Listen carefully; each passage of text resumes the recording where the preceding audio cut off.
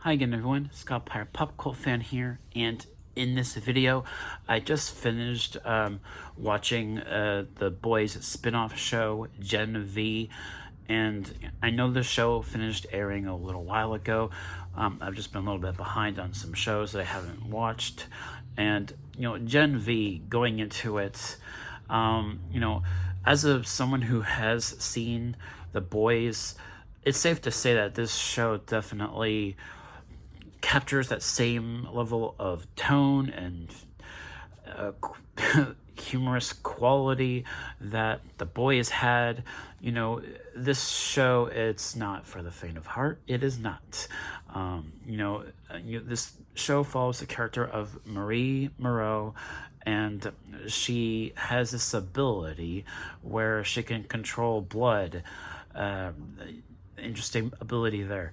And also, and she's going to college, right? She's going to this college called Godolkin University, and almost every student at the university has an ability.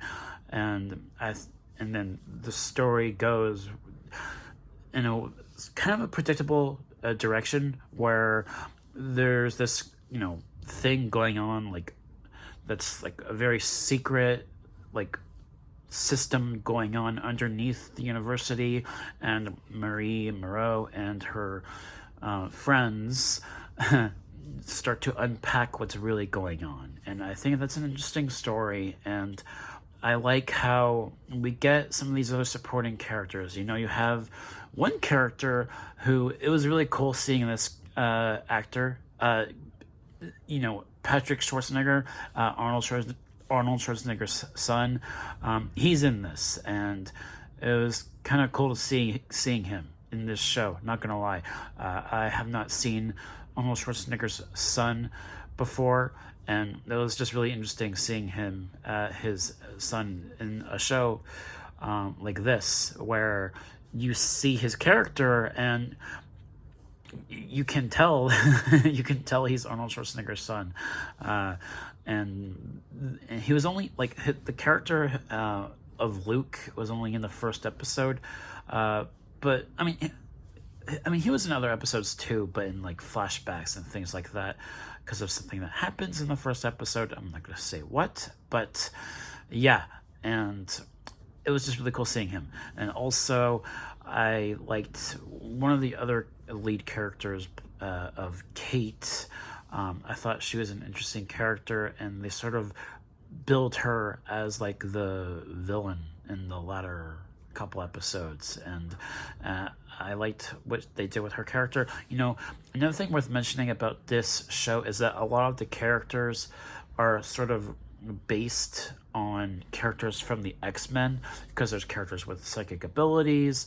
There's a character in this show that can like move magnetic things, like Magneto. So there's characters in this that are based on X-Men characters, and the boys and this it's all about like the superhero genre being being made fun of, meta humor, superhero satire that you would come to expect from the boys.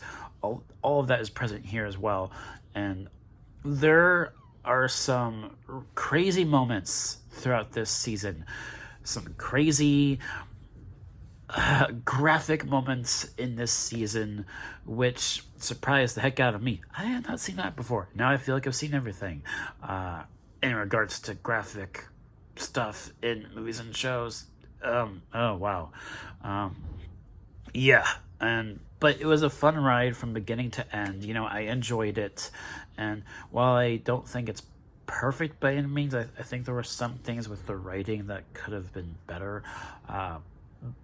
It was still very much worth it, and also they ended the season on a cliffhanger, which definitely, because the show was renewed for a second season, so it's getting another season, which I was expecting, because it ended on a cliffhanger, and there's more. I definitely think there's more story to be told with the characters and where they left those characters at the end of the season.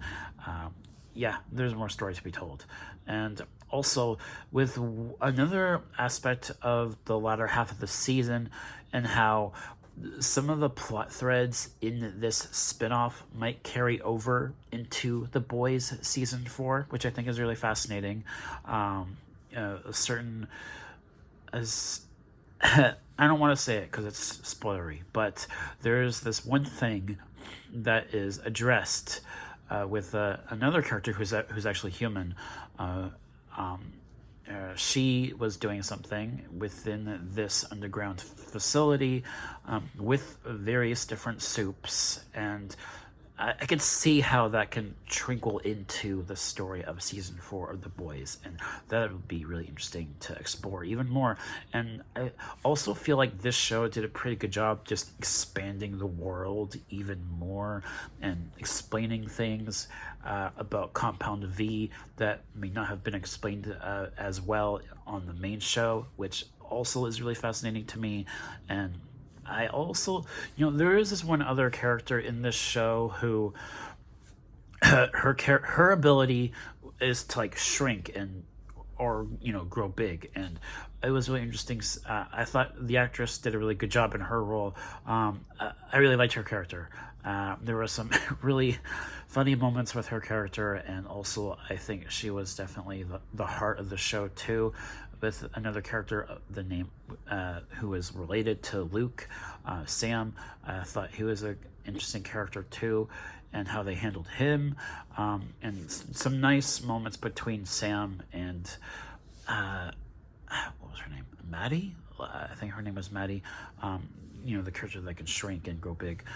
There were some nice moments between the two of them, and I feel like that was really the heart of the show lied with those two characters. And just overall, it's a really satisfying season, and a really good first season that explored the world a lot more, and I loved it. It was great.